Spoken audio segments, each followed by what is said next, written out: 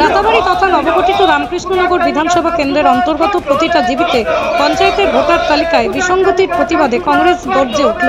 কংগ্রেসের দুর্লভ ছড়া রামকৃষ্ণনগর ব্লক কংগ্রেসের নেতৃত্বে সোমবার শতাধিক অফিস কর্মী রামকৃষ্ণনগর সার্কেল অফিসে ধর্ণা কর্মসূচি পালন করেন। রামকৃষ্ণনগর ব্লক কংগ্রেস সভাপতি হিমাংশু শেখর দেবরায় বলেন, ভোটার তালিকায় খসড়ায় একাধিক অনিয়ম দেখা গেছে।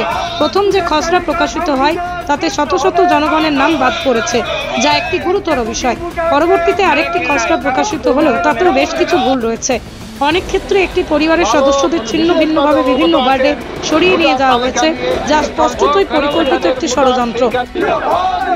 তিনি আরো বলেন, কিছু জনগণকে তাদের বাড়ি থেকে ৮-১০ কিলোমিটার দূরে ভোট কেন্দ্রে পাঠানো হয়েছে। অসুস্থ বয়স্ক মানুষদের একটা বড় সমস্যার সৃষ্টি করবে, তাদের সাংবিধানিক অধিকার ক্ষুণ্ণ হতে পারে। হিমাংশু দেবরায় এও বলেন, এ ধরনের অনৈতিক কাজের বিরুদ্ধে জনগণকে ঐক্যবদ্ধভাবে রুখে দাঁড়াতে হবে। ভোটার তালিকায় সঠিকভাবে তৈরি হবে, নির্বাচনের ব্যবস্থা করতে হবে। এছাড়া উপস্থিত ছিলেন দুর্লভছড়া ব্লক কংগ্রেস সভাপতি মনোজির আলী, কংগ্রেস নেতা বুদ্ধ দাস সহ অন্যান্য বিশিষ্টরা। ভালো বিশেষভাবে অবগত আছেন ভোটার তালিকা নিয়ে চলছে। যেখানে ভোটার সেইখানে এই ওয়ার্ড কেটে সেই ওয়ার্ড কোনো কোনো স্থানে একটা ওয়ার্ডই পুরো নেই। এই যে সমস্যা, কারো নিজের নাম উঠে গেছে, কারো নাম উঠেনি। এই যে চরম বিশৃঙ্খলা, যেটা এই অঞ্চলের লোক আর কোনোদিন দেখেনি এত বিশৃঙ্খলা ভোটার তালিকা নিয়ে। এটা সংশোধন তো করতে হবেই, তাছাড়া যে স্থানান্তর করছে এক স্থানের ভোটার অন্য স্থানে নিয়ে, মানে চরম হয়রানি। এটা কী জন্য কী উদ্দেশ্যে করছে আমরা বলতে পারি না। মানে এই গোটা পঞ্চায়েত ব্যবস্থা এবং নির্বাচনটাকে পণ্ড করবার জন্য কিনা, তাও একটা সন্দেহ করার কথা। তো আপনারা দেখেছেন উচ্চ স্তরের যারা আমাদের প্রদেশ নেতারা বলছেন এই নিয়ে, বিভিন্ন সময়ে বিভিন্নভাবে দিয়েছেন, আমরা সবাই অবগত। তো এটা চলতে পারে না।